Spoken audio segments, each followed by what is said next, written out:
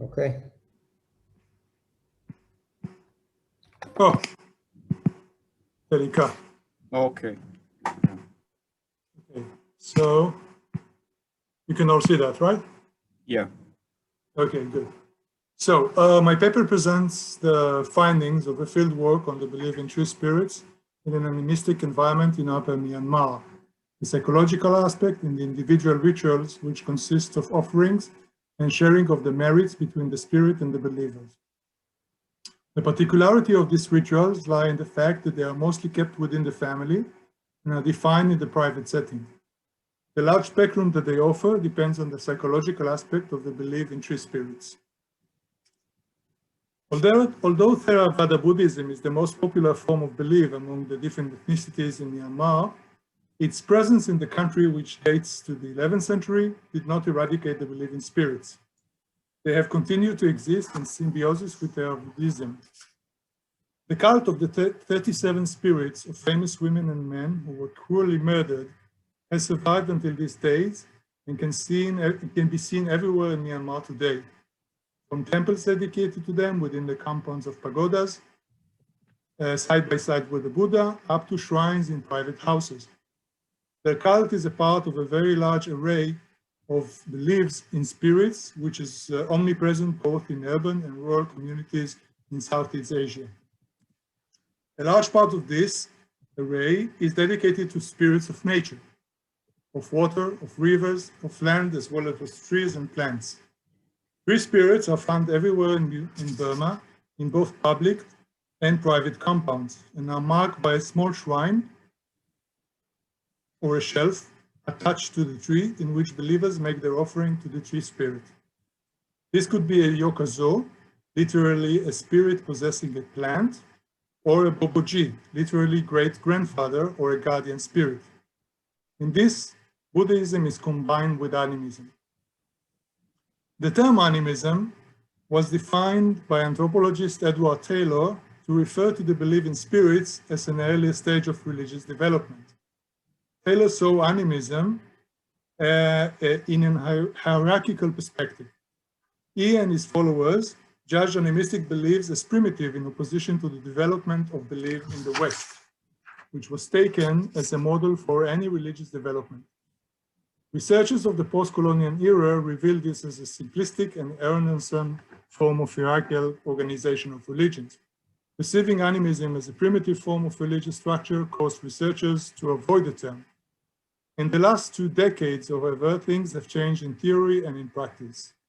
Belief in spirits is no longer considered as attesting to the level of abstraction of the idea of divinity. In contemporary anthropological theories of religion, animism has returned to the forefront. Maintaining that animism enables men to relate to nature in a similar way as to humans establishes, in the terms of Philippe Descola, a socialization of nature, meaning creating a sense of society with nature. Reflecting on how nature relates to and perceives humans leads to yet a different attitude coined by Eduardo Viveiros de Castro as perspectivism, according to which communicating with personified nature reflects a unique type of ontology. The fieldwork I conducted with the local colleagues from the Department of Anthropology of Mandalay University consisted of a few dozens of interviews in 2 villages in the northern part of the country, as well as in the city of Mandalay and the provincial town of Shwebo. The informants revealed a vast array of relationships between them and their trees.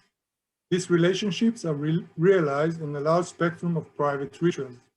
I would like to focus here on 3 families which are interviewed in the village of Kotanji in Upper Myanmar. The first family was the family of Do Songting, Do or Auntie Songting. The aunt told us that when her grandfather died, her mother declared that he entered the tamarind tree that stood next to the house. Since then, the family venerates the tree in daily offering of cooked rice, water, and flour. The aunt spreads rice around the trunk as well. Every other year, they offer the Yokkha-Soe 1 coconut, 2 bananas, 1 cherry, and 1 rolled betel nut. They make the same offering also in wedding, novitiation, and birthday ceremonies, but not in funerals. They started to do the offering after consulting with a medium with clairvoyance, who affirmed that the tree possesses a spirit. Since the tree blocked the yard, they cut it down and moved the Yokkha-Soe to another tree. This is the tree that you see on the photo. The Yokkha-Soe protects the family compound and helps the businesses, for example, in selling off the bamboo. They lean the bamboo branches on the tree. As many branches that they lean, as many they sell. But the Yokkha-Soe, which is tolerant towards the branches, does not tolerate electricity, for instance. The lights and speakers that they tried to tie to the tree never worked. The daily offering to the Yokkha-Soe allows the family to share their merits with the tree, with the spirits. This offering must be performed daily. This does not allow them to close the house. No one else can do it but the members who live in the compound. There must always be one of them present for the daily offering and the sharing of the merits. Because they have always kept this, they say they have never encountered that danger. If they want to cut the branches of the tree, they just make an offering and ask the Yokkha-Soe for permission. Although the daily offering ritual is shared by the family, not all of them believe in the Yokkha-Soe or sure about his identity. In fact, not one of them has actually seen the Yokkha-Soe. Still, the aunt affirmed that she believes that her grandfather resides in her tree. Only her niece saw it in her dreams, but this was not the grandfather her aunt saw, but a young man dressed up in white. When she asked him for money, he gave her 90 chat. The following day, she filled the lottery with the numbers 9 and 0, and of course, won. This interview clarifies a few things. First, it is not the spirit of the tree, but the spirit which dwells in the tree, and therefore can live or ask to live it. And indeed, there are families who do not hesitate to cut down the tree. For instance, you can see the little shelf with the offering still on the tree. But others are afraid of doing so, like this woman who refused as much as cutting one leaf of the tree because the cow she had tied to the tree has died as punishment. The daily offering is a common practice of many families, but it is not performed in the same manner. For example, in this family, the owner inherited his uncle's house and told us in his own word, he inherited also the Yokkha-Soe. You can see here. Although neither he nor his wife saw the spirit in dreams, they venerate him with daily offering of cooked rice, water, flowers, candles, and incense. Every year they offer him a cluster of banana, coconuts, cigars, and pickled tea leaves. Other family members come from afar to pay their tribute to the Yokkha-Soe and share their annual offering. Although the Yokkha-Soe must receive the offering daily, unlike the previous family, when they leave the house, they ask family members who live elsewhere to come and make the offerings in their stead. As for the mirror, you can see here, and the small bottle of yellow nail polish on the right, these are not intended for the Yokkha-Soe, but a part of the offering. The Yokkha-Soe is always male, but part of the offering they make to a different spirit of a woman who dwells in the same tree beneath the Yokkha-Soe. The couple confessed that not everyone in the family believes in the same way and on the same level. The owner has 6 siblings. His older sister does not believe and does not come to attend the yearly offerings. In contrast, his second sister, an engineer who lives in Yangon, bows to the Yokkha-Soe and arrives every year to participate in the annual offering. She believes that this Yokkha-Soe protects her and her family in Yangon. The owner confessed that since he lives in the compound, he must venerate the Yokkha-Soe and share with him his merit. His Yokkha-Soe, unlike others, he explained, is very tolerant. There are Yokkha-Soe who don't allow as much as to tie a cow to a tree or hang lights or speakers, but this one, he explained, has an agreeable character. He even lets them trim the branches with no problem, even if they ask permission in retrospect. So 2 families, 2 trees, 2 forms of veneration based on private rituals of offering and sharing the merits, to which we shall come back. The rituals have much in common, but also differ in their intensity and the rationale that the families attribute to them. Now, the third case I want to present is the story of a farmer from the same village who held a special relationship with the tree spirit of an ancestor, a Boboji, who resides in the tamarind tree outside the village. The following is an English translation of part of the long interviews we held with him. So you can read it. Ongting, After we built the pagoda, I used to come here to meditate. One day I saw by my side an old man with a staff and beard, moderate height. By my other side, I saw a big creature. I scolded them because they didn't protect the pagoda from thieves, but they disappeared. After that, 3 women from the village came to the pagoda. The spirit possessed one of them and said to me, "Ong Tin, my son, you were wrong in insulting me like this. I am a Boboji, your grandfather from the former life, and protect you now. In the former life, you and your sister lived in the west side of the village. Your parents were killed, you escaped, and I adopted you as you and your sister. I took care of you and protected you." Question. After you learned about the kinship between between you and the Boboji, what did you do? Just a second, let's see what is written.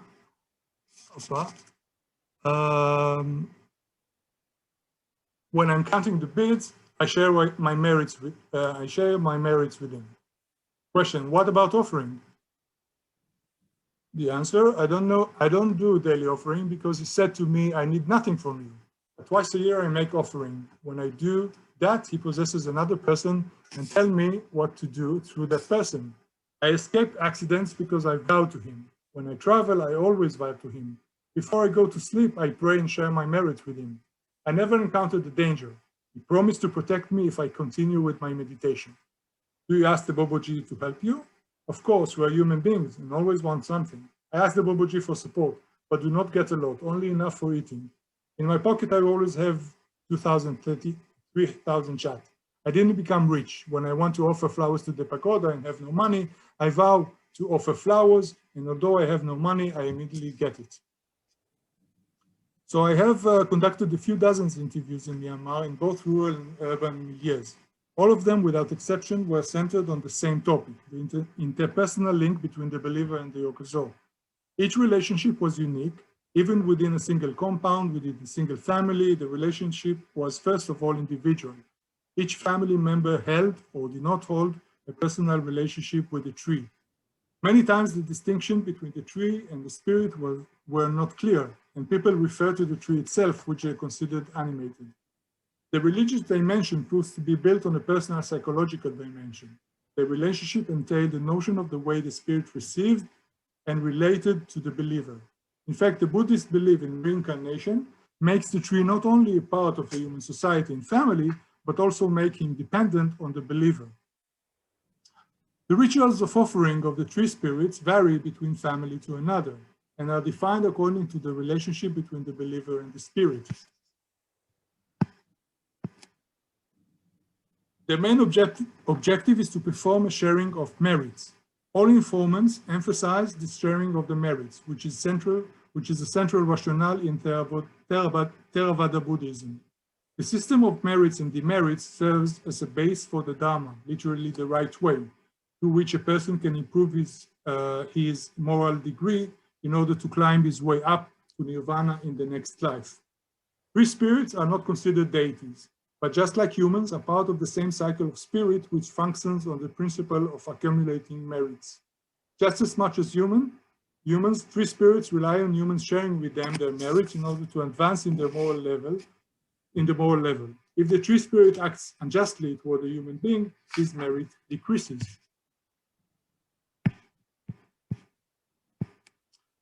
The relationship man to tree is thus conducted according to social and moral norms, the same norms for man and tree. The fact that man's behavior, feelings, and thoughts affect the tree spirits turn any relation between man and tree into a dyadic relationship. Naturally, there are many people in Myanmar who do not hold such a relationship and say they do not believe in tree spirits or do not fully believe in them. Some confessed that they have no need in such a relationship, but very well could find themselves establishing such a relationship. All this makes the belief in tree spirits functional and elastic in view of the believer's psychological needs. This elasticity is expressed in the variety of offering, making, and private rituals, which are defined on the family or the individual level. In fact, the ritual reflects the type of relationship between the believer and the spirit, and not the other way around.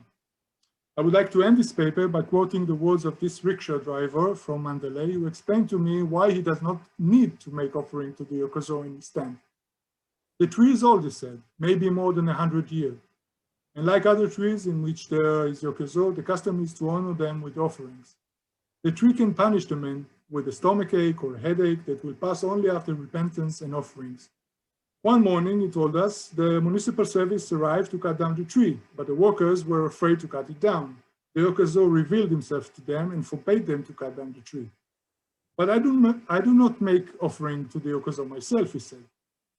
What about the curved temple hanging on the tree with rice inside? We asked. Oh, we said, the rice is for the squirrel. The woman who sells gasoline, she, he continued, makes daily offering to the Yokkha-Soe, to her Yokkha-Soe, but not him. I do not need to make offering or to please him. I've never done anything wrong, he explained, and so the Yokkha-Soe protects me. He would make offering only if he misbehaved. On the other hand, in the campus of Yangon University, outside the Department of History, we find this Yokkha-Soe, marked by a temple.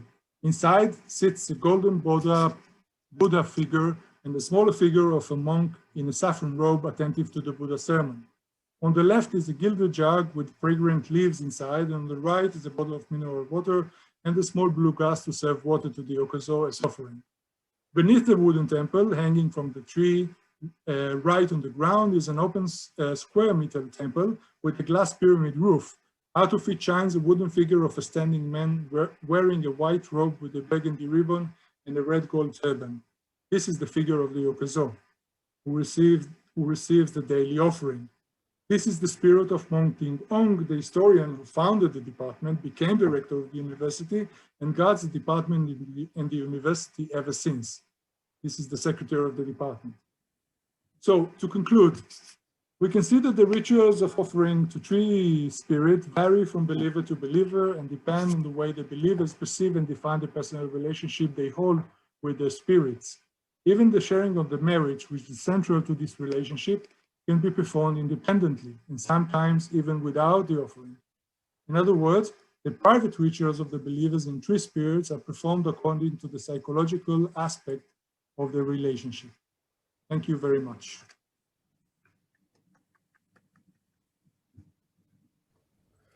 Thank you very much, Professor Rotman, for this timely intervention on Myanmar. We'll go straight to our next speaker, Professor Smita Sahgal from Lady Shri Ram College for Women at the University of Delhi, who had written the well-known book Niyoga about the alternative mechanisms to lineage perpetuation in early India, a social-historical inquiry, and has always, we've been very fortunate in Haifa to have her as a visiting scholar through the ICCR just a couple of years back. So welcome back, Smita. Who'll be speaking about the transition from sacrifice to release, ritual shifts within bull cults of early India. Smita, let me Thank you, Arik. Can I share my presentation? One moment. Of course. Here we go. You should be able to do it. No, it's not working. No? Try again.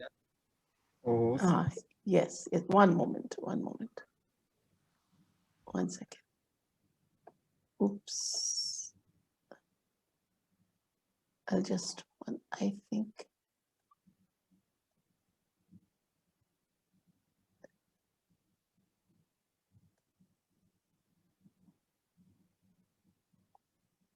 Oh, is it visible?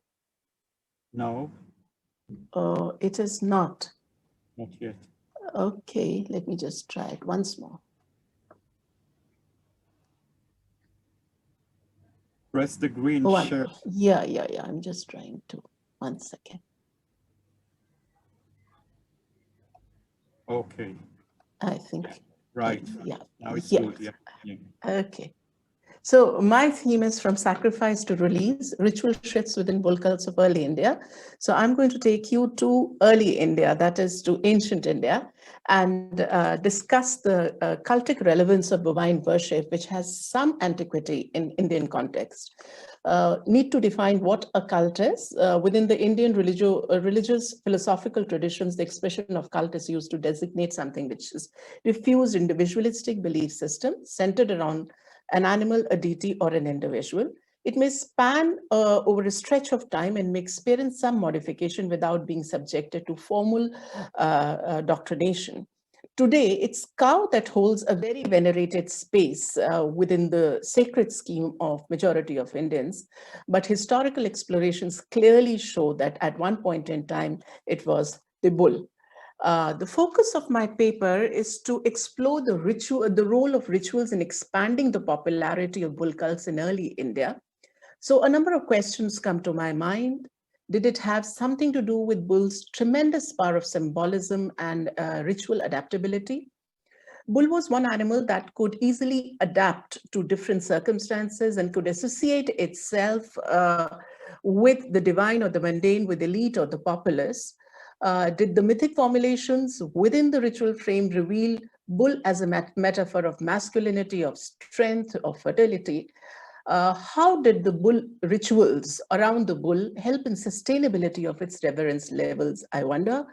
How did it retain its hold on religious aspirations of the populace through a very long historical trajectory? In fact, the time span that I'm taking is from 1500 BCE to around 6th century CE, almost what we refer to as ancient India or early India. And the shift that we seek to study is contextualized in a larger religious historical frame that relates to the changing notions of sacred. So what I'm basically going to explore is that how the notions of sacred change over time. And at one point in time, the best form of bovine worship was its sacrifice, a bloody sacrifice. Also understanding of the term sacred. In the world of sociology, sacred is often distinguished from profane. It is associated with something intensely religious, while profane is associated with secular. Durkheim had analyzed the sacred as originating in a symbolic projection of a clan or a tribal group identity, as something like a social phenomenon. But not all scholars agree with him. Rudolf Otto portrays on the human realm. The term that he often used was a tremendum, talking about an awe-inspiring divinity, which people who indulge in ritual performances could actually sense. And for Mircea Eliade also, this sacrality was cosmic, it was primordial. And so the question that came before me when I was doing my research, and this is to do with my doctoral research undertaken a couple of years back, is how does one really understand sacred? Is it something that is social and shared by many people, or is it something which is intensely personal, or is there a possibility of an overlap? Now, I personally find that overlap cannot be denied. For instance, a sacrifice within the designated space, say a temple, can be at once social as well as an individually spiritual and experiential phenomenon. The aim of the paper is to understand the ritual shifts that I just spoke about, how it moved away from a sacrifice of the bull to its release as a sacred rite. And so we need to understand what really mandated that. Was it linked to changing social formations, or there was some deliberate theological shift? This requires a certain degree of understanding of the term sacred in ancient times, and this may relate not just to India, but to the world around. In common terms, sacrifice may be tied up to an understanding of anticipation of a bountiful return of what has been deliberately destroyed or given up to appease the divine, especially after it has been consecrated. Now, Henry Hubert and Marcel Mauss believe that a sacrifice establishes a union between the realms of the sacred and profane. The interesting part is the sacrifice today, you and I understand, is actually something like killing. it is associated with killing. But when a killing is done within the context of sacrifice, it's not to be considered killing at all. An animal is offered, but that's not regarded as a sin. René Girard noted a paradox arising out of this, of a victim's sacrality. Because the victim is sacred, it is criminal to kill him, but because it is sacred, only he can be killed. The sacrificer has to save himself from the sin of killing anybody, and that he does by the act of consecrating the so-called victim. But for all the scholars, and I have not really discussed many of them here, they all consider sacrifice as something that can be defined by substitution. So what I would like to suggest here is that when there is a bull sacrifice, it's really not the sacrifice of bull, the animal alone, but the symbolism that bull is standing for, and especially as a communicating agent between the people on the earth here and the gods in heaven. In terms of my sources, I have a wide range of sources because I'm covering a wide range of time also. The entire Vedic corpus, I have taken a look at that, Dharma Sutras, Griha Sutras, Shrot Sutras, Dharma Shastras, the epics, especially the Mahabharata and some of the Purans as well. And most of these texts are composed and compiled in northwestern part of the Indian subcontinent and in North India, and at times extending up to central India. Well, I've also studied material remains associated with cults, but here I'm confining my textual material, myself to textual material, because it allows me to take a peep into human mind. And we did talk about how rituals are connected to human mind in the morning presentation. Now, prima facie, most of the literary evidences provide a very Brahminical, that is an upper caste perspective, but on closer scrutiny, we can also come across the views of the populace. Location of sacrifice within the Vedic corpus takes us to the study of Rig Samhita, which is the oldest extant literary text available in the context of Indian subcontinent, and it depicts societies of adhering to different cultural forms. The authors of the text were pastoralists and can be verified from innumerable hymns that are cattle oriented. The ritual practices, including the sacrifice, were also aimed at acquisition of cattle. Land would become important, but that would be a little later. That is in the later Vedic period, the so-called later Vedic period from 1000 to 500 BC, or much later. The Rig Vedic pantheon appeared to be a polytheistic one, and gods were predominantly male, as was natural in a patriarchal society. Amongst the gods are Indra, Agni, Soma, Varun, Mitra, Dyos, and most of these are associated with the bull in some or other form. They're supposed to be having the bull-like qualities, and there's so many terms that designate a bull within the text: Vrisha, Vrishan, Vishab, and all do not always mean bull per se, but sometimes it refers to a deity that can help in creation of clouds, or sometimes it could be a reference to a manly one, virility, and so on. Ritual performances took primarily the form of sacrifice in that period. We get an explicit reference to the cooking of bull, which comes from the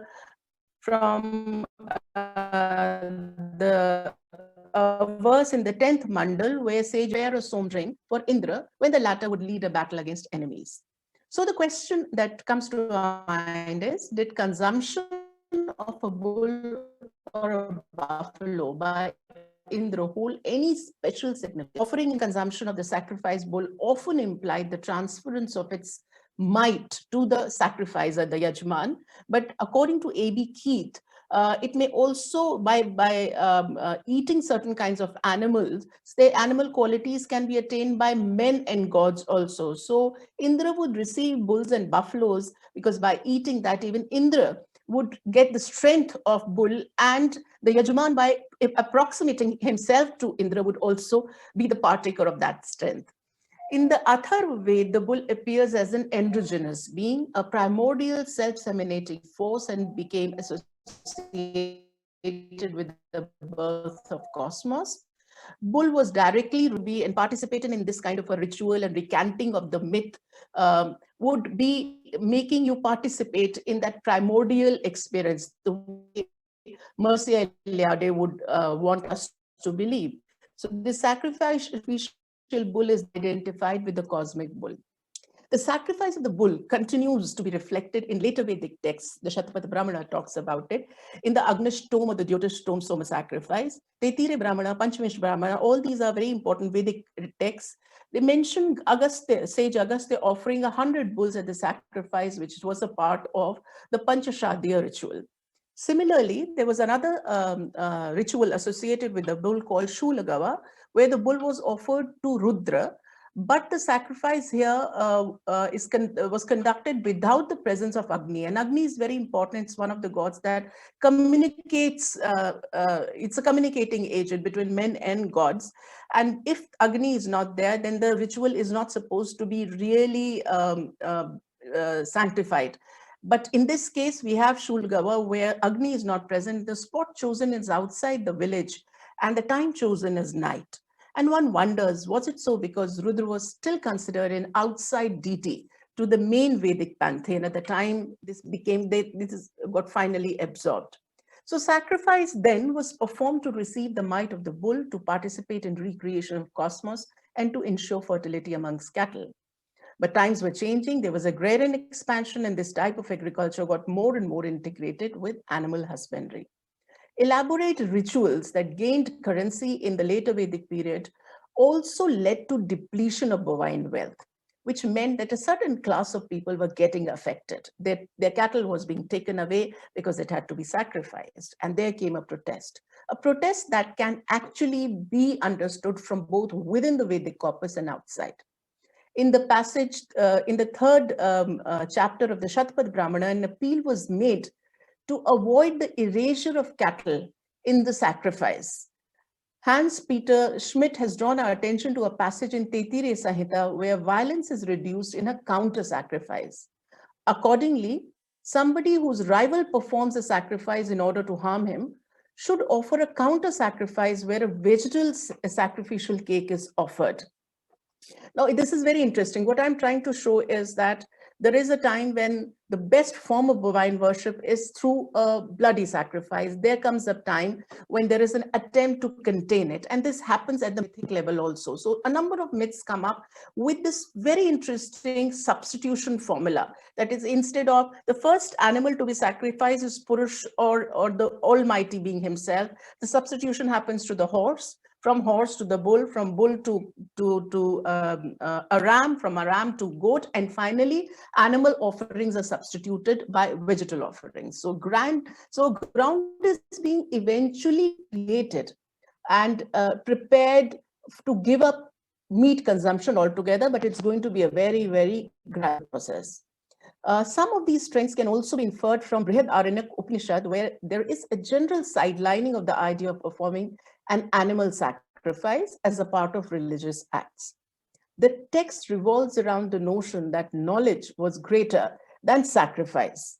It states that there are three kinds of worlds that a human being or a man should attempt to attain: the world of men, the world of fathers, and the world of gods. So the world of men can be attained by having son as a progeny, that of father through the sacrifice, and the world of gods only through knowledge. So acquisition of knowledge was then touted as greater than performing karmakand ritual, and we come across references to Atmagyan, the sacrifice within. But a more emphatic protest against sacrifice, animal sacrifice, was registered in early Pali texts. The earliest Buddhist text, the Sutta Nipat, considered non-violence amongst the greatest virtues that had to be inculcated amongst the lay followers, that is, upasaks.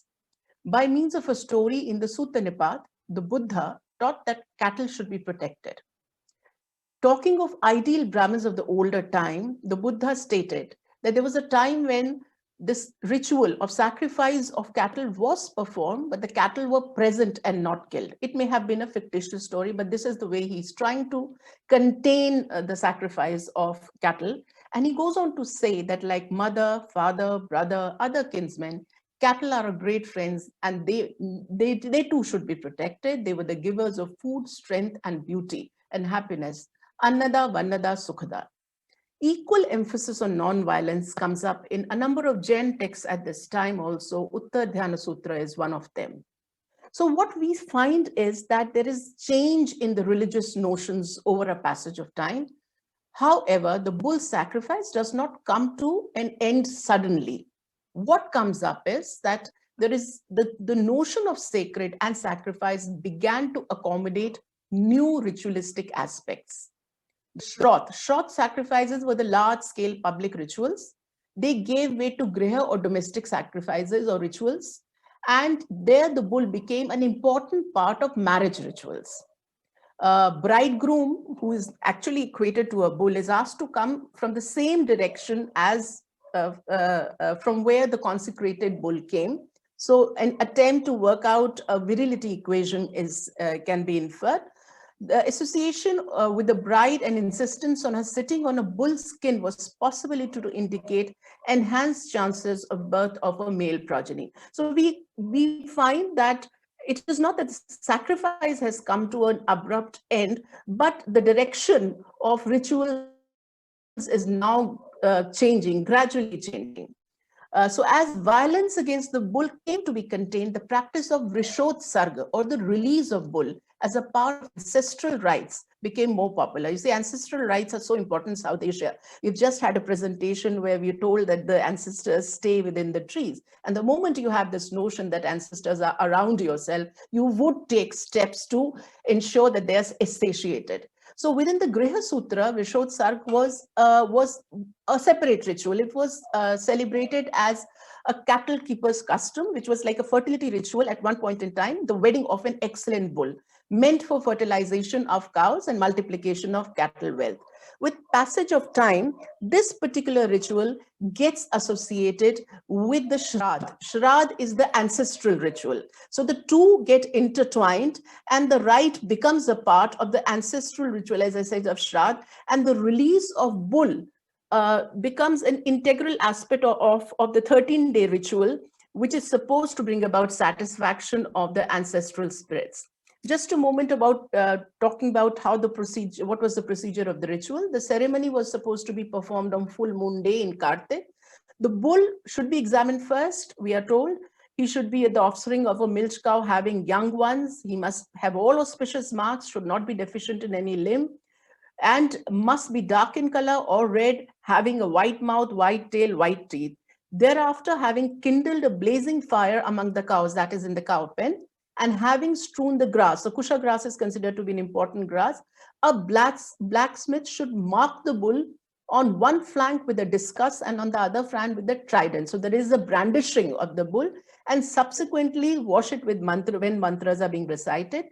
Then this bull is decked up, and together with 4 young cows, which are also decked up, they are ready to be released to roam around.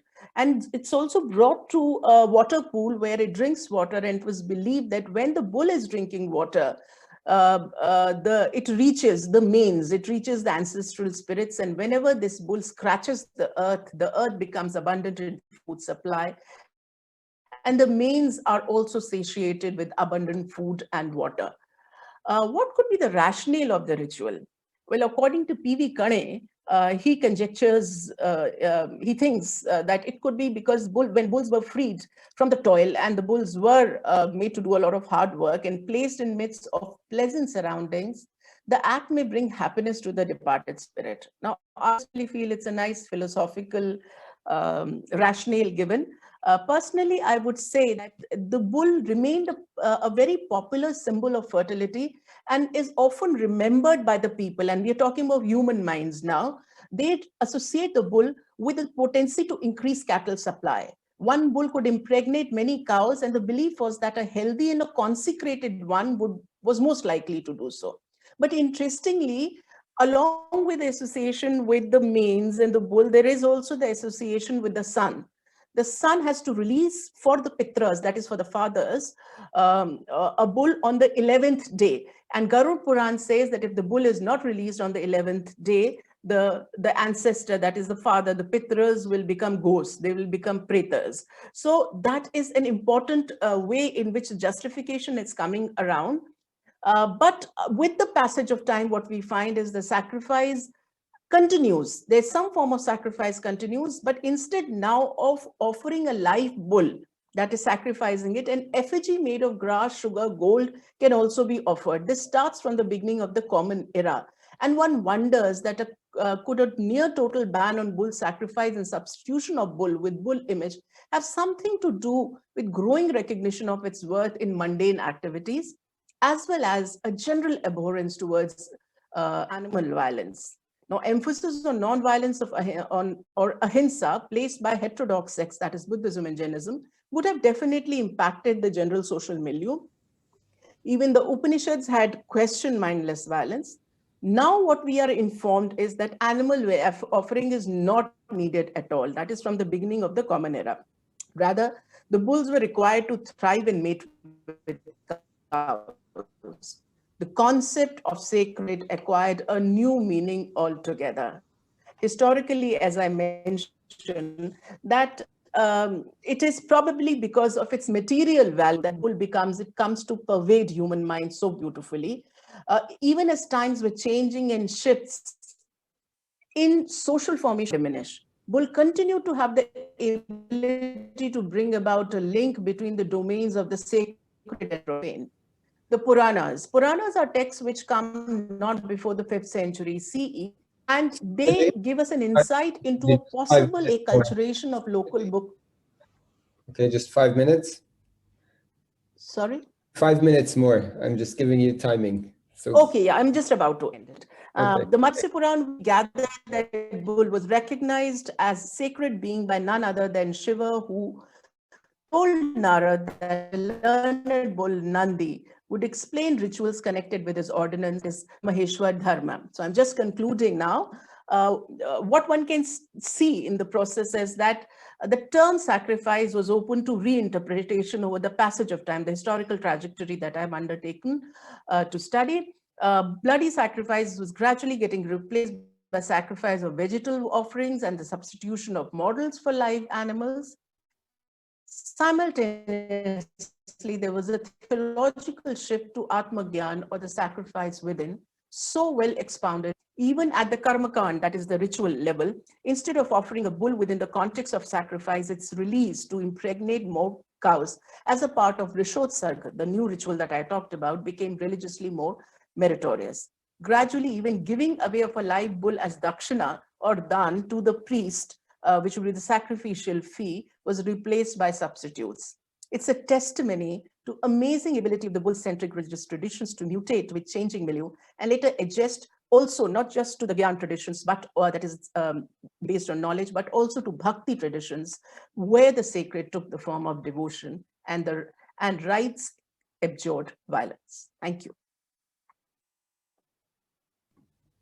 Thank you very much, Professor Sahgal. Thanks a lot for this wonderful presentation. And we go straight to one of the heretic groups that you had mentioned.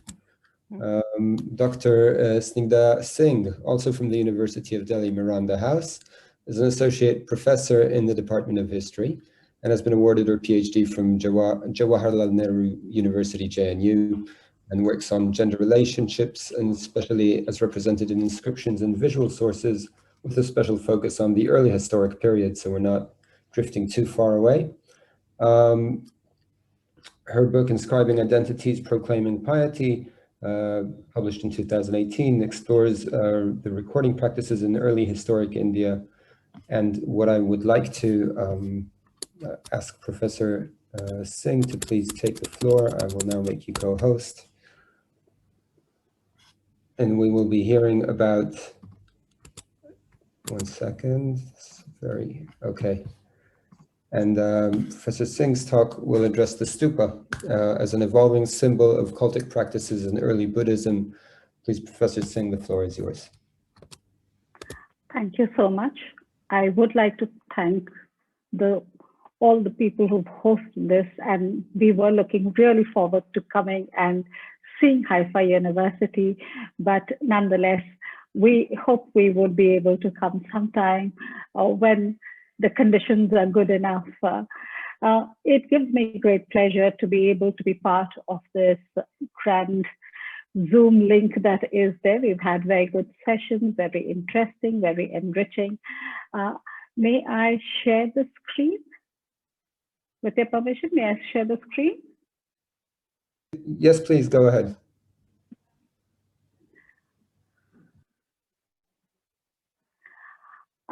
I would be speaking about the stupa. In fact, Smita just has a presentation on ancient India, and her time frame was from 1500 BCE.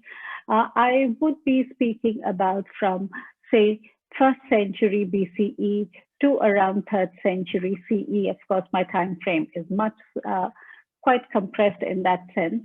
And I take over from the time when Smita talks in terms of the sacrifice. And at that time period, you do have new philosophies which came about, which was Buddhism and Jainism. My presentation would focus mainly on Buddhism. I would like to thank the conference organizers, because it actually started me to think about whether there was a cultic practice regarding the stupa itself. And before that, I did not really pay attention to the idea of cultic practice. For this presentation, I've divided my paper into 2 parts. The first part, I would focus only on the architectural parts of the stupa and its symbolic representation. For the second part of the paper, I would focus on how the stupas become actually a symbol of cultic practices and what are the differences regarding it.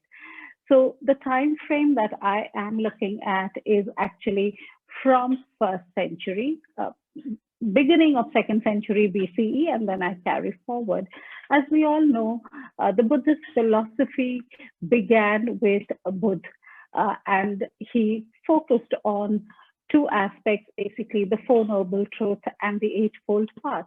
A path-breaking work that came about with Buddha was the organization of the Sangh itself, the monastic organization that was there. Right from 2nd century onwards, we would find that Buddha was represented only through symbols. And if we see the art which was seen at Bharut or Sanchi, we find that Buddha was represented only through symbols. Whenever birth of Buddha was to be shown, it was through the elephant. He himself was represented through an empty throne, a stone chair, or a slab that was there.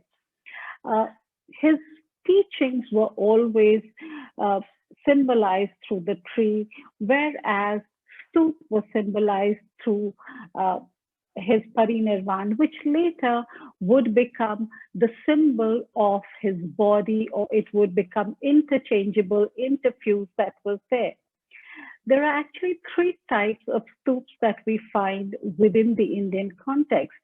The first that is there is the sharir or the dhatu. In the sharir or the dhatu, it is always a relic related to Buddha, which would be placed within the stupa itself. The second that was there was the uddeshik or memorial, which would commemorate any event, any important event of the life of Buddha. The third was basically the votive stupa, which was gifted, which was given away by a laity or even by the bhikkhu or bhikkhuni, which was basically to propagate and reaffirm the dharma preached by Buddha himself. Let's try and see what was the plan of the stupa itself.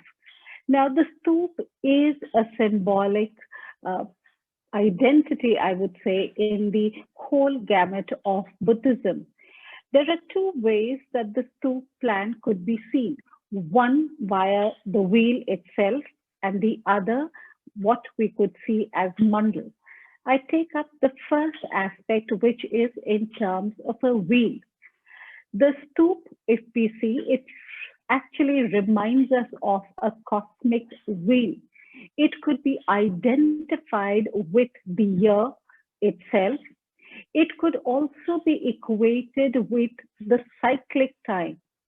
So if we see the stupa, it includes both space and time, that is spatial and temporal reference, which could be seen through the stupa itself. At Sanchi and Bharut, the gateways of the stupa are actually turned at right angles to the axis, which indicates movement. If we see the arms of the stupa, we find it resembles a stupa if we see from top. If we see these, this is actually what would be the arms that we see. And it is more like the swastika, which is actually in reality speaking in terms of the revolving or the changing direction of the sun itself. So that is something that is important in terms of seeing the aspect of the arms of the stupa itself.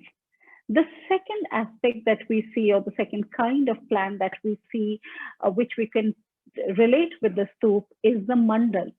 Mandal literally means a circle, just like the wheel itself. What does it signify? It signifies totality, perfection, completeness. And therefore, it actually is trying to signify the perfection of the teachings of Buddha and the idea of perfection of Buddhahood. Mandal also means an assembly. It could be a gathering together of Buddha and the Bodhisattvas. Thus, the idea of the stupa is also, from here we can say, it became a site for pilgrimage. The stupa that we have, it resembles an and, which is more like an egg, which actually encompasses the totality of cosmos. It encompasses the multiplicity of worlds that are there. When we speak in terms of worlds, here it is also somewhere a little reference to the earlier lives of Buddha and how he comes about. This is the plan of the stupa that is there. This is what I was talking about in terms of the and. I would be speaking in terms of the Harmika, the Chapter, the Vedika, and if need be, I could come back to this diagram itself. There are two main components of the stupa itself. The first is the axial pillar, which actually rises right from the ground itself. It's very symbolically important because it somewhere is actually getting equated with Buddha himself. So the axial pillar which rises is also said to be elevating people through the teachings of Buddha itself. That is the symbolic aspect of the axial pillar. The and actually contains the relics of Buddha. It is replica, of course, of the cosmic order. But most important is that the and is always placed within an enclosure. And therefore, you find it is being protected. So there is always the railing that is outside the and. Just between the railing and the and is what is the production path or the circumambulatory path that is there. This production path actually symbolizes the cosmic water. This is also very important. This is the production path which goes all around the stupa, and whenever any person is going and going around in terms of homage, you find that they have to have the and on their right side. That is a very important part of the pilgrimage ritual that is there. So that is the first part. What we do find is that the identity of the stupa very slowly and steadily gets infused with the idea of Buddha himself. For example, at Amravati, you would find that there is one stupa, then the image of Buddha, and then again another stupa. So the impression is that the stupa and the body of Buddha becomes interchangeable. So the idea of the stupa actually representing Buddha becomes very evident by, say, 3rd century CE. It's a very interesting, I did not manage to get a photograph, but the way the stupa is depicted in Tibet is interesting. In fact, the stupa is shown with legs below.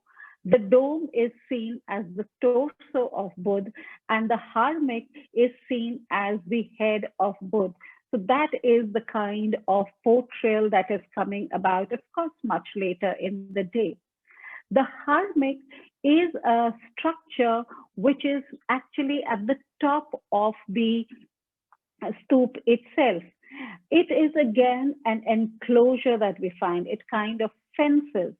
It was earlier seen around the trees, and later you would find that it encloses the yashti itself. The yashti I would come about.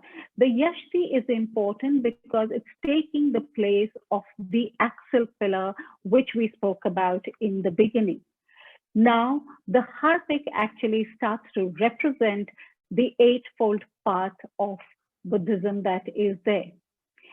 In the tradition at Nepal, we would find that on the four sides of the harmik, you actually find that eyes have been painted. And the eyes are basically to try and represent and show that Buddha is seeing all four corners or all four sides of the earth itself. So the idea of omnipresence is there. This is the harmik, and this is the yashti, and these are the umbrellas that would come about, or the chhatra that we say. So this is again a replica that we have of the and below that is there. Sorry. The other aspect that we have is the yashti. The yashti represents the world axis. It represents knowledge of Buddhism. It also represents the compassion that Buddha showed to the people around. Above or around the yashti itself, we've seen that there is chhatra. The chhatra is symbolically protecting the object. The object here is basically the relic that was there. Some yashtis have 13 umbrellas. If they have 13, it represents the power of Buddha.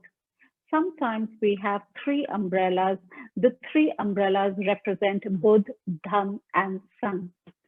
Sometimes there is a huge parasol or a huge umbrella over the yashti itself, which is basically compassion for all human beings.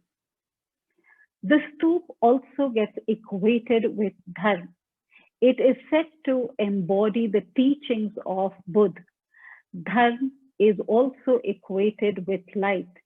And it is said the teachings of Buddhism, which actually spoke in terms of dharma, purified the world. A very good example of this purification, illumination, could be seen at Bharut itself. The Bharut dome that was there, it had niche, and the niche had enough space to hold 5 lamps. If all the lamps were going to be lit up, it would be around 600 lamps, which would actually illuminate the entire dome itself. It is symbolically important to see it that illumination here was in terms of illumination of darkness, and we go into the path of light. The stupa then propagates the doctrine. It talks about, or it propagates the idea of dharma, which is to illuminate all 4 quarters of the earth itself. Thus, we do find that the stupa is giving us an opportunity to bring about worship ideas. The method of worship is meditative.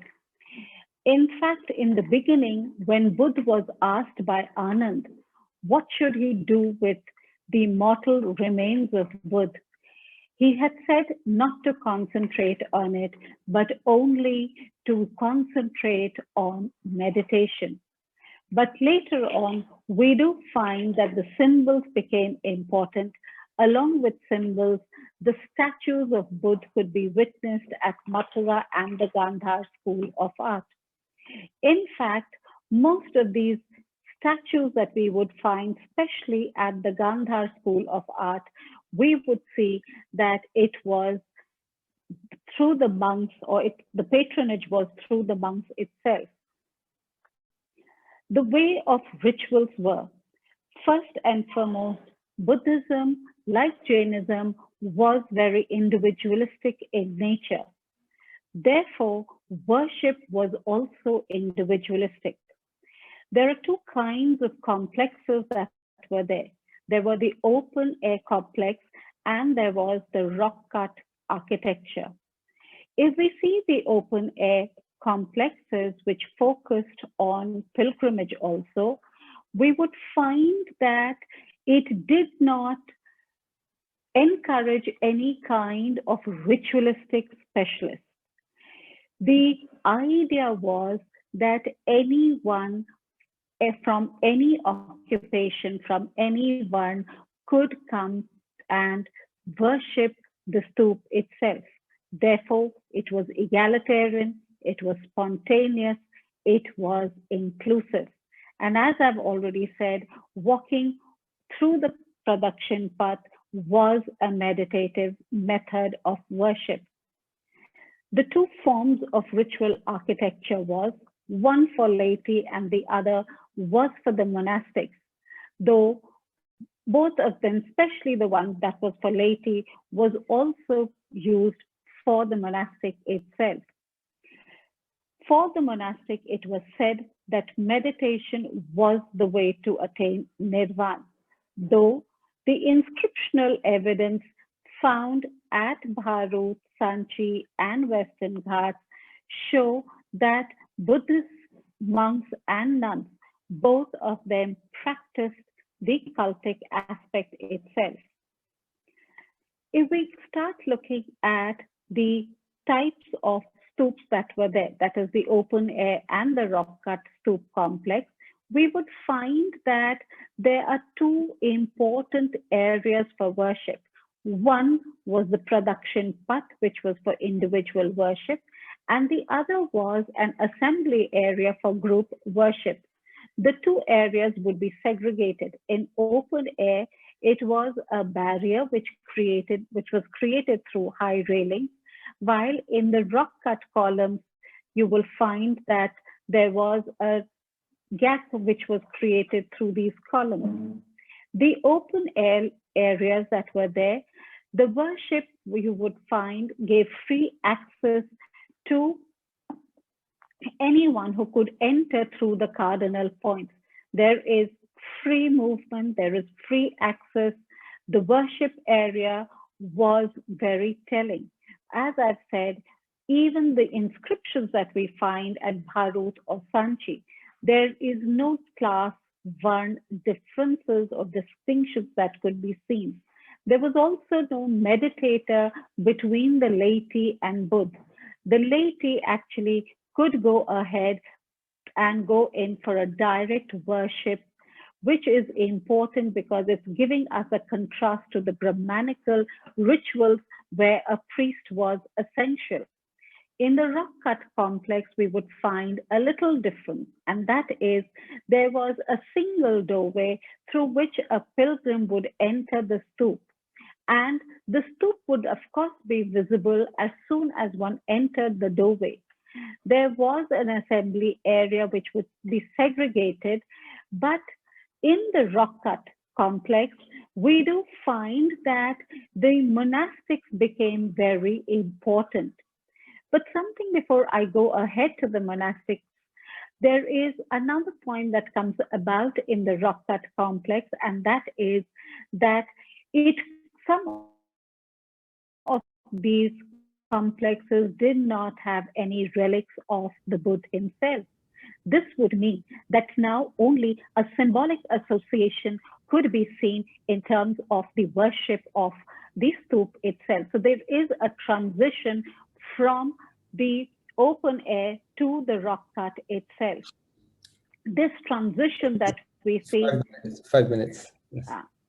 This rock cut that we see is going to bring about a change. And the change is that the monastic order would now become more dominant.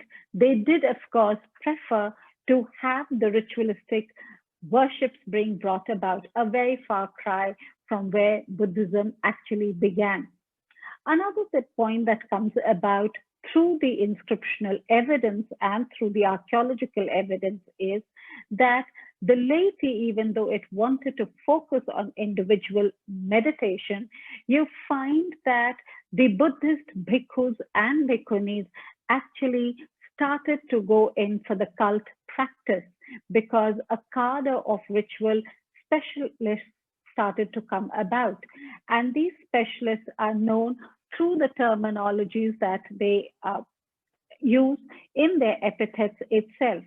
When we talk in terms of the cult practice that comes about in Buddhism, again, we would find that there is a difference that comes about.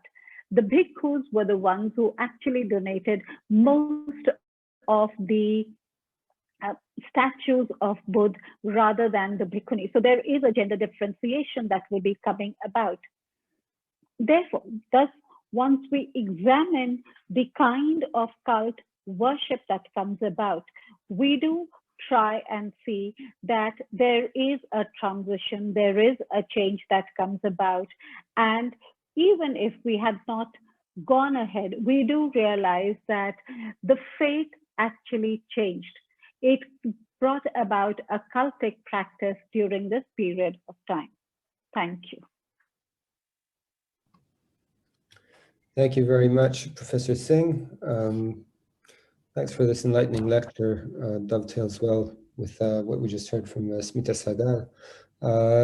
Our final speaker is Dr. Liora Sarfati of Tel Aviv University, whom I've had the pleasure of working with even in the Israeli Academy of Sciences. So it'll be a pleasure to hear more about Korean shamanism, which we had discussed there. And the title of Dr. Sarfati's talk is Animal Sacrifice Within Religious Rituals in Contemporary Seoul. Dr. Sarfati, please. Okay, I hope you're hearing me okay. And thank you everybody for organizing this amazing event and enabling us to speak about these interesting issues while everybody's discussing pandemic and we can do this kind of thing. Do you think I can share the screen? Let me try and see if I'm enabled. Yeah, I think I can. Can you see it okay? My screen? I hope so. Okay, so let me begin. Many cultures or ancient cultures dedicated a lot of effort to sacrificing all kinds of animals, but in many traditions, like we just heard before, this kind of act has been substituted with symbolic performances or sometimes the textual utterances of discontinued tradition. In contrast, in Korean possessed shamanism, sacrifice of animals is very common, is a regular action, and the persistence of this kind of ritual in a mega metropolis like Seoul attests to its effective qualities and its compatibility with hyper-technologized urban society like the society of South Korea today. This is not an ancient practice. It is an ancient practice, but I'm not going to talk about ancient practices, but contemporary ones. So let me say first a bit about the practitioners and the practice, and then we'll turn to animal sacrifice. We'll see this slide again later with the cow and the pig there. So the practitioners are called manshin. Shin would be either spirits of nature or like trees we heard before, or they can be spirits of people who died, and there's no distinction in the actual category of Shin. And Man Shin means 10,000 spirits or God, because Man is 10,000. So this is related to the polytheistic nature of the belief system, right? That the practitioner can communicate with multitudes of gods and spirits. And they do it directly by inducing possession trance and accepting the spirits and gods into their bodies. And they call it Shin Nerim. The god has descended, the Shin has Nerim, has come down into their bodies. And this happens during the performance that is called Kut. So the ritual, the main ritual is called Kut. And here we can see Mansin Yisonje, we'll see him in a video in a few minutes. The Kut rituals are performed in shrines that are a point of juncture between the world of the living and world of supernatural entities of all sorts. The intervention of supernatural entities in daily life is considered kind of dangerous. So people want to consecrate a certain place for interacting with them. And these places used to be the houses of people who needed the intervention for healing, for divining the future, for delivering blessings. But nowadays, mostly the rituals will be held in rental shrines outside the city, around the city, on the hills, and sometimes in situ. For example, if they want to bless a new building that is being inaugurated, they would do it in the hall. Or like 3 years ago when they opened, or 4 years ago already, when they opened the new Museum of Contemporary Art in Seoul, there was a very big ritual, a Kut ritual. So I also agree with a paper I heard in another panel by Professor Irit Averbuch about the performance being both artistic and religious, because when it was the museum that was inaugurated, they used both faculties of the performance as a blessing, but of course not everybody believes in that, so they would take the artistic part and emphasize it and choose a practitioner who really knew how to dance and do the music. You'll hear a bit later in the video how it hears and how it looks. So there, we can say a lot about that, but let's move on to the sacrifices, the actual animal sacrifices, which are perceived as an important aspect of communication. It's an act of communication between humans and spirits. And the handling of such animals within the ritual space leads to the assessment of ritual as efficacious or not. So when I do this research, I try to detangle the connection between the semiotic aspects of the animal as a sacrificial animal, and also the manipulation of it within the ritual site and the space. So there's a lot of materiality and symbolism intertwined here. And before I start with some videos and photographs, I want to alert some of the participants. There will be very graphic images of animal sacrifices. My first ritual in 2005 was half traumatic because of piles of raw meat that were just in front of me in August, and I'm vegetarian. So if you don't like, I don't know, make the screen smaller and don't look, okay? But I'm not showing it as an exotic, anecdote. It's really something you can see every day, every given day in so many places in Seoul. You just have to know where the rental shrines are. You can just bump into one if you go in the hills. So it's really not something to exoticize it, but it might look like it, okay? In a way, it's even trivialized in Korean life, the way that they manipulate the animals, because it's done all the time.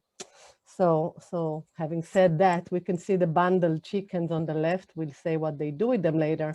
And on the right, we see the animals after they've been cooked, and we'll say what they do with them then when they return them to the shrine. This is one of the mildest photographs. I see people nodding, so beware. Korean gods and spirits of ancestors are entertained and appeased through various animals and other sacrifices. For example, fruit, sweets, drink are also used with the same terminology as offerings, or in Korean, they don't really distinguish that this is an animal and this is fruit. It depends what the spirit wants. So some spirits crave to see whole animals, and we'll see why. So the Manshin look at them as something that they use. They judge them based on the value of use. Is it something that the gods would like? Oh, okay, so let's give them whiskey, or let's give them a whole pig or a chicken. So there's not so much distinction between the different kinds of animal sacrifice or non-animal sacrifice. It is a kind of a reciprocal process where the Manshin expects some cooperation from the spiritual entities once the offering is being handled properly. So preparation norms are very crucial, and they're passed orally, like a word of mouth tradition. I mean, nowadays they write it down in some notebooks and they take videos so they can learn otherwise. But still, it's something that's considered a folk religion or a vernacular religion. And then the meat and the animals, they move around. For example, when they balance the cat animal or the whole animals, you can see a whole pig and a cat cow there. When they balance them on one trident and they manage to take their hands off, it means that the god accepted the offering. But this process can take 15 minutes because, you know, it's a very heavy thing and it's very difficult to put it there. So people pray and rub their hands and put money on the carcass like you see in the left photographs. I'm going to show a 1-minute video that is kind of a little clips that I collected from one ritual that was doing that. And then we'll go on. You're going to hear the music. So if you're sensitive to music that you're not used to, like Asian music of other scales and very noisy, beware to, wow, I have to do all this regularly. People told me in the past, it's so noisy, my neighbors.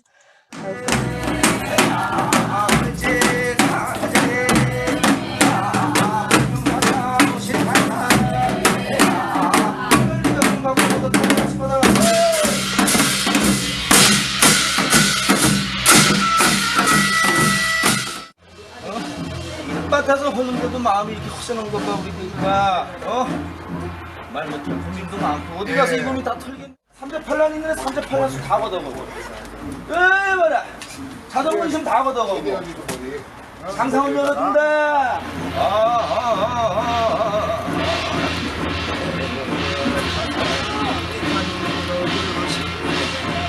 앞으로 오시오 누구야 누가 먼저 빼야 야 식감을 올라가네 둘이 한쪽으로 가자 우리가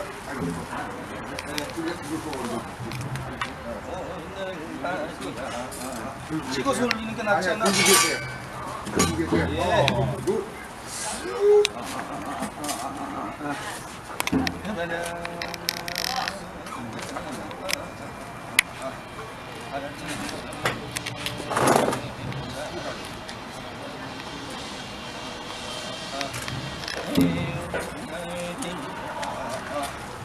보시는 분들 뭐 좀 애군이 끼고 그러신 분들은 여기다 얹으셔도 되고 갈비도 있고 머리도 있으니까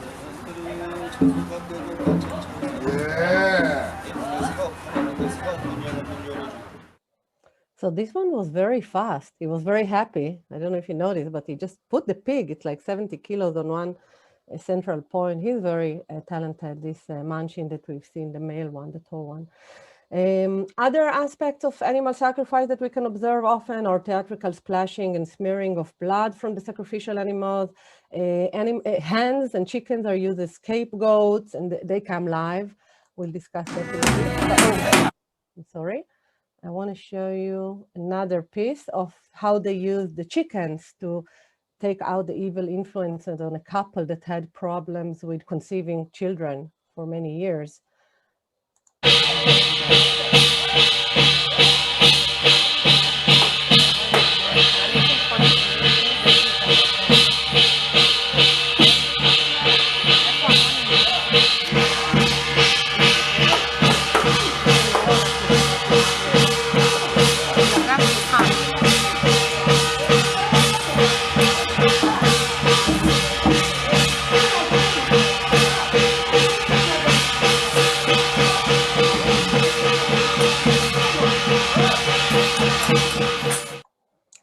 So actually in the visual that we've just seen, the couple, I mean, it wasn't a very successful ritual. They had several rituals, they still didn't conceive. Of course, they were doing fertility treatment and medical treatment at the same time.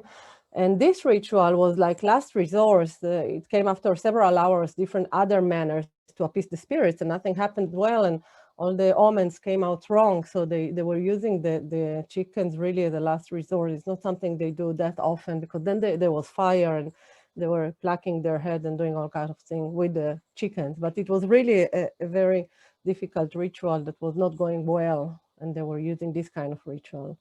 The pigs are used more commonly, like you can see it in every ritual. And also these animal sacrifices have been described in detail and photographed, like you see now on the screen, by anthropologists of the 20th century, early 20th century. And they were part of the ethnography project of the Japanese colonizers. So it's kind of controversial in Korea, but we do have the photographs. And what they describe is that the manchin would chase the pig live in the fields of the village until they captured the pig and slaughtered it. And that was also part of the god's intervention, if they managed to capture it fast or not. So we don't see that anymore because it's not allowed to kill pigs just in the streets like that anymore.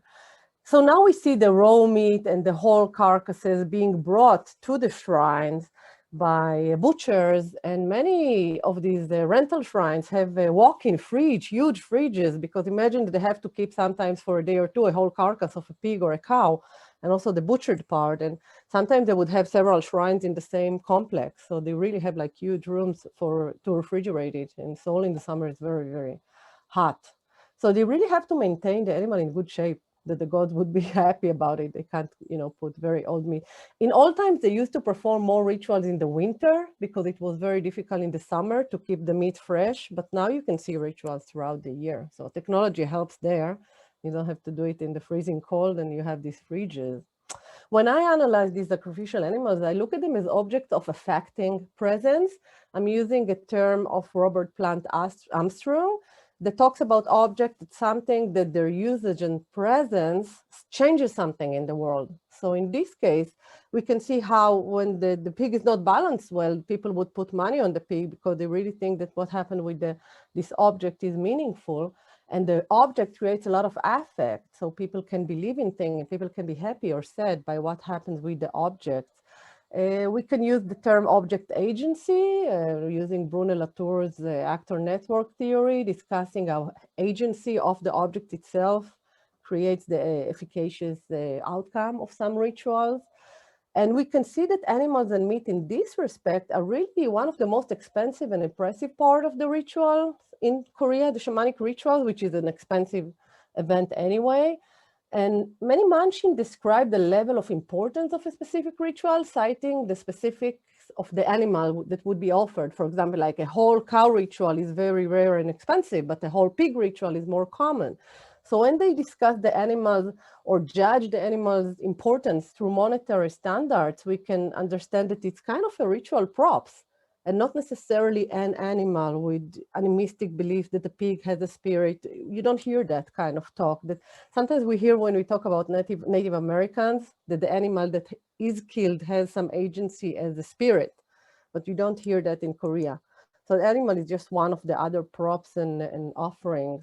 And it's also decorated and used in various artistic manners if you ignore the aspect that it used to be a living creature. The sensual aspect of raw meat is very important. When the Manchin are possessed, they talk about how the spirit that's in them enjoys the smell of the raw meat and enjoys the look of the animal, and depends whose spirit is talking. Because, for example, if it's the spirit of a Buddhist entity, like the spirit of the seven stars of the Great Dipper, then they don't want to see the meat. And actually, when they appear, the meat is covered by paper, or sometimes even removed from the ritual arena for a few minutes, because the Buddhist entity, they don't want to see the meat and the blood.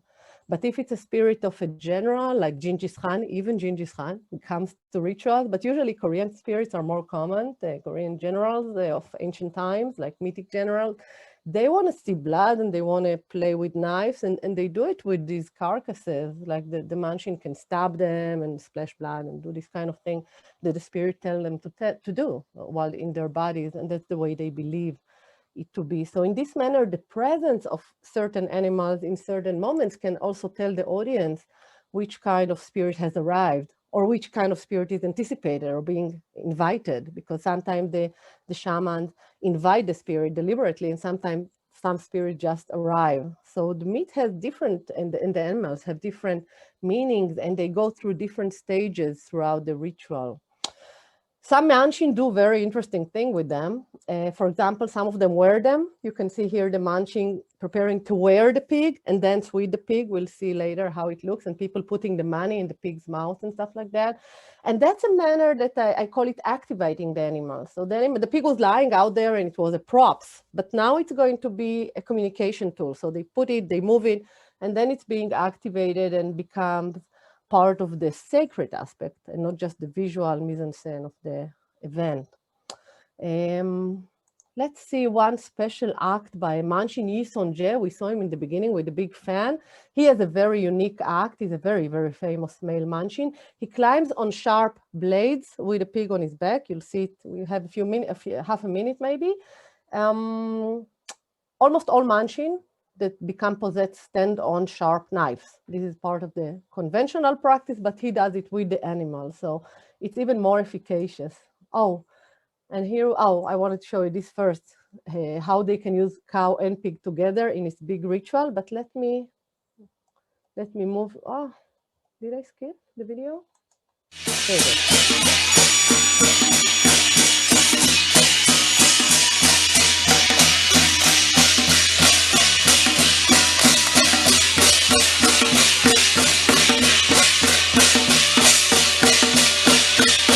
The blade up there.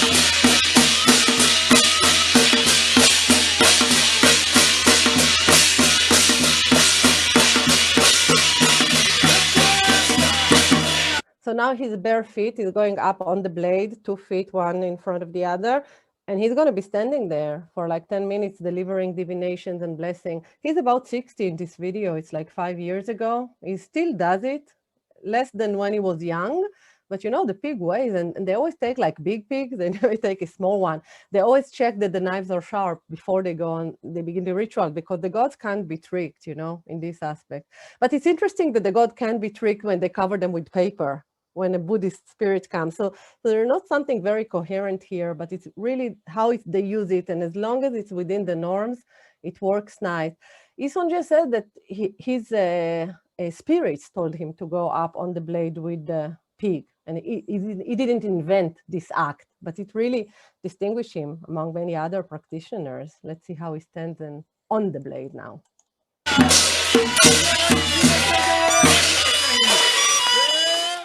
Okay, so as I said, a cow ritual is very rare, and I wanted to go back to this photograph. It's actually the first big ritual that I have observed, and it had pig and cow. And then I saw how rare it is, because I haven't seen many cows later on, or whole cows. You saw before like a rib case of a cow. You remember the shaman was balancing it, but not a whole cow like that.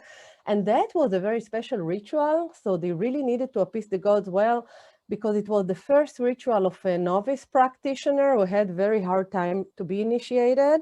So she actually performed for her best friend who had financial issues, and the whole group of Manchin agreed to perform without a fee.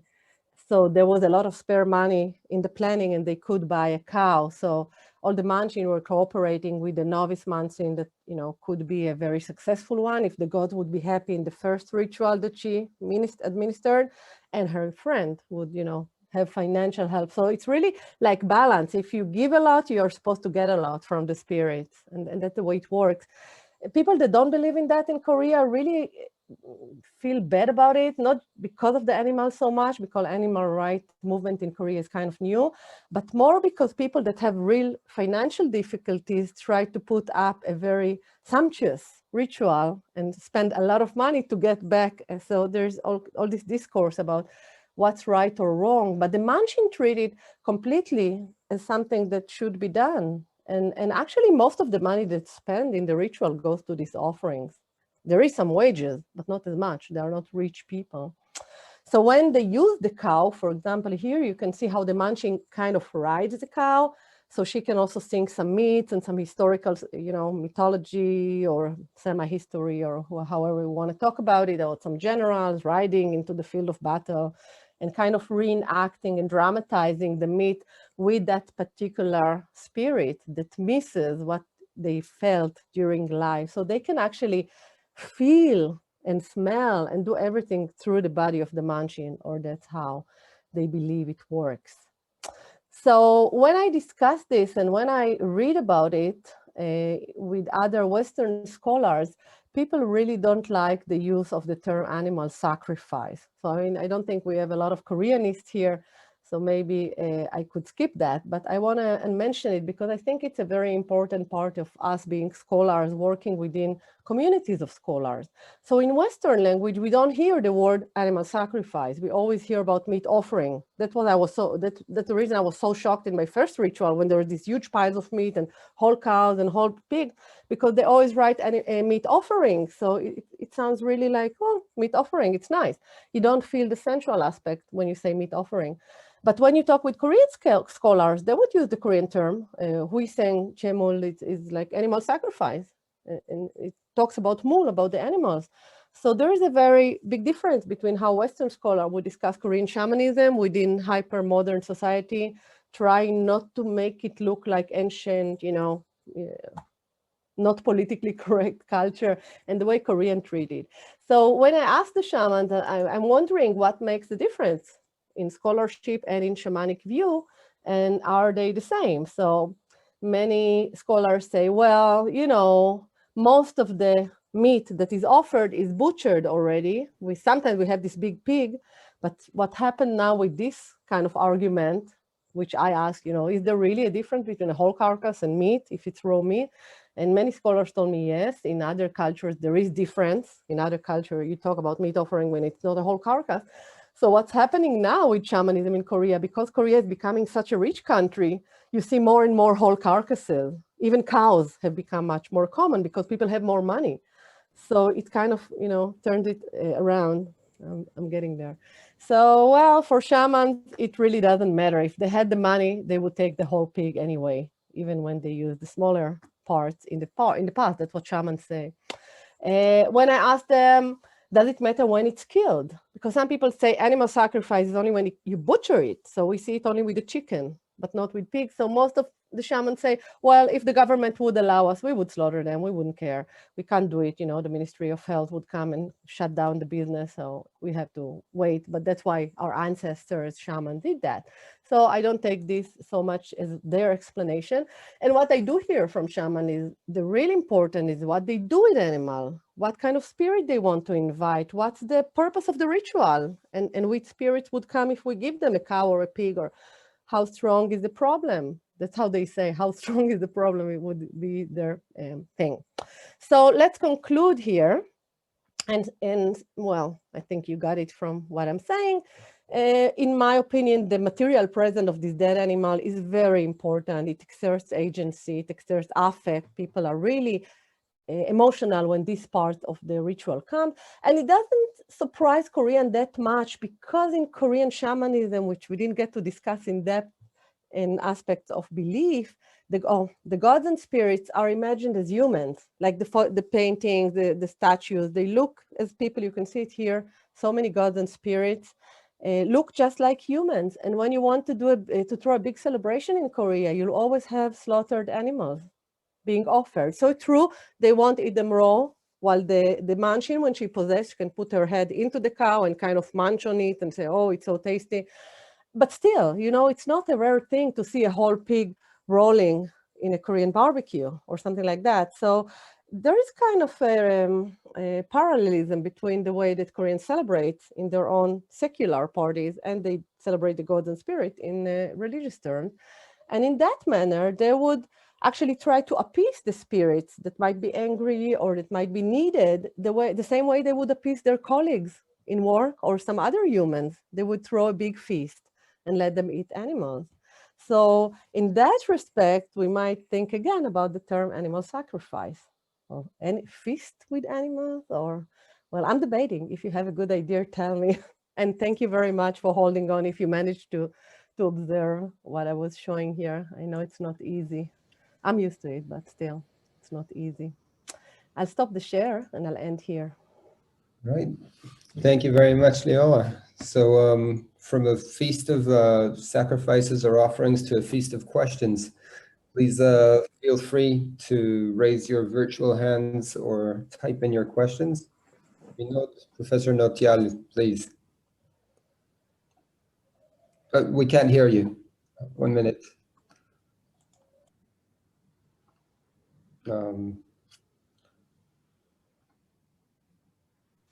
How do I unmute everybody? Unmute yourself, yeah. Well, Smita, you know, of course, I liked all the 4 speakers, you know, but I'm not a specialist of on rituals, you know, but just out of query, you know, since Smita talked about the Indian rituals, you know, just out of query, you know, I just have you know, few questions. I mean, I would not call it a questions, but rather my just inquiry into some few things about what you talked about. The one thing you talked about the bull as such, as a medium of sacrifice, as a symbolic medium. And I was wondering, the bull, which was being, one of the main animal, which was very well represented during the pre-Harappan times, and we find large number of, bull images since the pre-Harappan times. Now, what do you think about the representation of bull during that time? Do you think it was symbolically it came into the art forms, or the bovine population was a very huge population, and that is why it was being revered, or it was being sacrificed, and that's later on it came into as a symbol of reverence,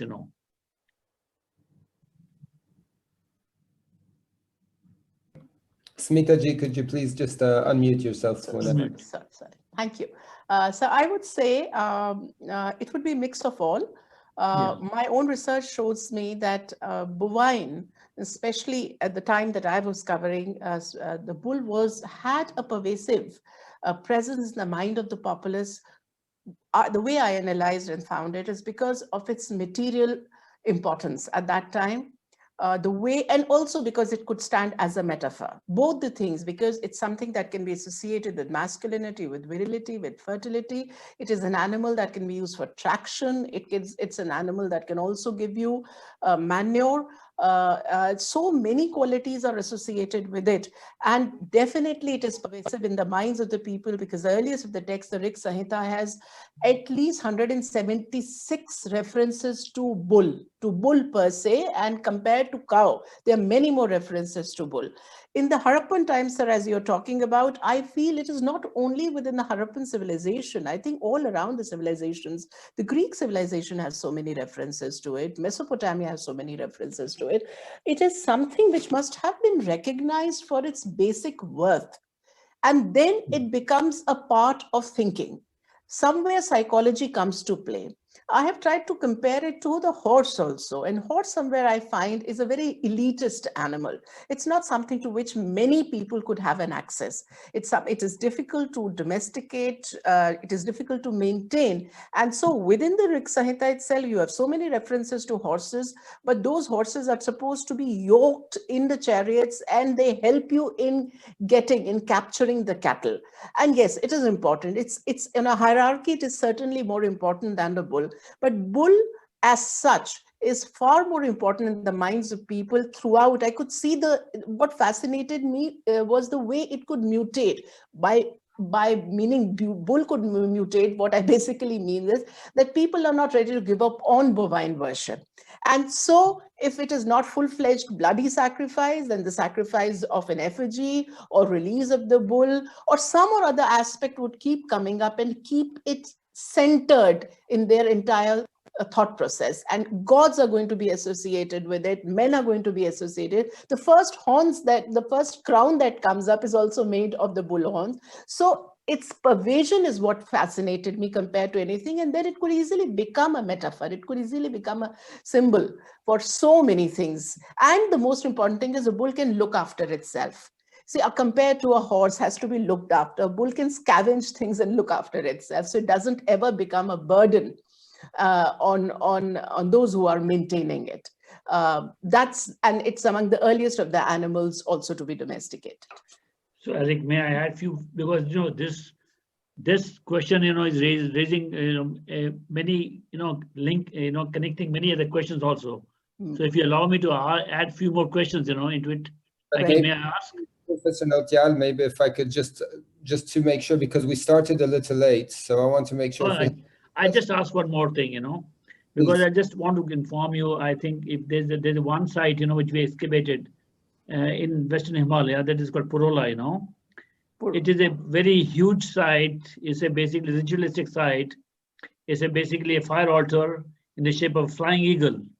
Mm-hmm. That confirms your point, which you said that it was not sacrificed. The bull was not sacrificed, because in that it was a very huge fire altar made of a brick, large bricks, where we have found the bones of bird, not the bull, not any animal. So something it is very, very, fascinating to see that no animal bones are found. Only the gold metal was found, and the bones of the bird were found. Okay. That's what it was very surprising. It's very interesting to know that, that bull was only a symbolic, I think, symbolically it was representing as a sacrificial animal, Yes, later in times, yes, sir. But earlier bull bones have been found. In the earlier trajectory, bull bones have been found. Cattle bones have been found to be precise. But later on, of course, a substitution happens. You're absolutely right. Thank you very much. Thank you. Thank you, Professor Megid. We'll run 5 minutes into our break, if that's okay. Okay, thank you very much. Professor. Okay. I have 3 questions to 3 of the lecturers. Youval, for you first. Was the tree part of the hereditary conventions, of an estate, for instance? If an estate was passed over from one person to another, was the tree contained, was inseparable of the estate? And if so, if one such tree was assumed to possess a bad omen, for instance, would a person acquiring this estate or getting this estate by hereditary rights would deter himself or not be willing to take over this estate, That's what I am asking. Thank you. So yes, thank you very much for the question, which opens up a huge subject. I can say, for instance, that in all of the trees that I've researched, none was really continuing from a person to a person when there was no direct connection. So there were other spirits who were stayed in the compound or in domain, who the man inherited with the land or bought with the land and then inherited the ghost of the spirits with it, but not the trees. What is particular about the trees is that the relationship, once the believer leaves the compound, either he just lives there and goes to live someplace else, or whether he sells the land or something like this, the tree completely, it's completely abandoned. And I saw a few cases of trees who, with the sheltered temple on it, and I asked, and they said, okay, the man left, and there was no one else to continue. The Yokkha-Soe, the spirit was attached to the person. So if the person, and I asked also person who have moved the residence, and they tell, oh yes, there's no problem. Well, we just we just change places, and we moved the Yokkha-Soe to this tree. So the tree the spirit can movable, functional, spirits are like movable. logically. Now, this is like generally speaking, but since you mentioned bad omen, I didn't mention it before, but there are a few types of these tree spirits, and one of them was not even known to the local anthropologists. Was not called Boboji or Yokkha-Soe, it's called the Yokkha-Soe, which means bad planet, bad tree. Yeah. And actually it lives near a bad spirit, and the bad spirit is very active after midnight, of course.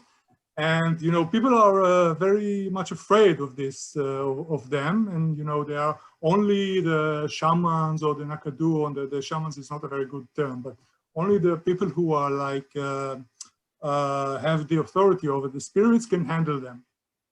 So yes, this is just to say about the spirit is not really, it's not connected to the place, it's connected to the person or the family actually. And right. The place, the second family that the case of the second family, this was the house of the same family. So the nephew inherited the house, inherited the spirits, but he remembered the connection that the spirit had with his uncle. So he continued to do the same offering. To worship it. Okay. Yeah. Okay. Thanks a lot. Am I allowed another question, or is no time? maybe one question. Is there One more question to Smita, please. Smita, I'm asking about what comes first, according to you. Is the theological rationale coming first before the practical or the material rationale, logic, you know, in these rituals? Well, if the bull came first with the husbandry, you know, the shift into husbandry culture, or the theological explanation came before, preceded the husbandry custom, you know? Well, I would always say that the material reasons came before the theological. The theological shifts were more like justifications. It's not in my always, opinion. you know, Not rule. always so. No, not always so. I'm not saying it's always so. Yeah. But the connect, I mean, the Yes, importance of the material importance of the animals at that time may have been more, and gradually the links would be formed. After all, the connect between this world and that world is more at the level of something which is very mystical. And Right. it's extremely mystical. And for people to be willing to believe in it is because they feel very good with the connection with the animal. They're willing to believe in it. That is I'm sorry, you think that, no.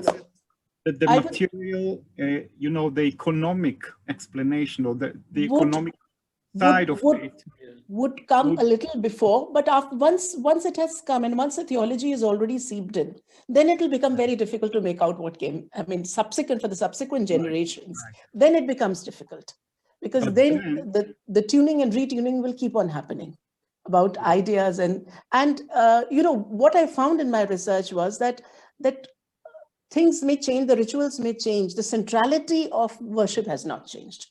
That was what I found from my research from, say, 1500 BCE right up to 750 CE.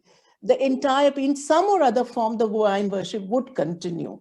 So for me, the animal per se was very, very important for the populace, and the rationale of not killing it, at least within the Brahminical thinking, came predominated. This is not to deny that this may be happening. Bloody, violent rituals may be happening elsewhere, but within that corpus, the change had come in. That one can see. The sacrificial act became metaphorical. It became metaphorical. Absolutely, it became metaphorical because of the economic needs. No. Largely, yes, largely, but also the whole concept of ahimsa, non-violence, which becomes so important. So once it has become important, then the material explanation may not be valid to the minds of the people. Sitting in 21st century, I can say anything what happened at that time. But I think, in a little later in times, they probably would think ahimsa is far more important than the animal is. Right. Thank you very much. Thank you. Okay. If there's no further questions, yeah, Irit, please, one last one. Yeah, it's not a question, it's just a comment for Liora. I was interested, you said that there is no mention in Korea about the spirits of the animals sacrificed, which you would expect from people from, from the Indian, South American Indian traditions. It is like this in Japan. This was so amazing. How different Japan and Korea are actually culturally, because in Japan, every attention is given to the spirit of the spirit of the animal that is sacrificed. You have to appease it. You have to ask forgiveness, and you have to worship its spirits when you hunt them or when you cook them or when there are temples for it. It's very interesting, the difference. The behavior towards the animals themselves and the nature of divinity. Just a comment. The Japanese maybe are more like the American Indians and they are like Koreans. Okay, that's just a comment. Yeah. Okay. Thanks very much for that then. And thank you everybody for a wonderful panel, to all our speakers, virtual class and others. We'll see you shortly in the next panel. Thank you very much. Thank you. Thank you.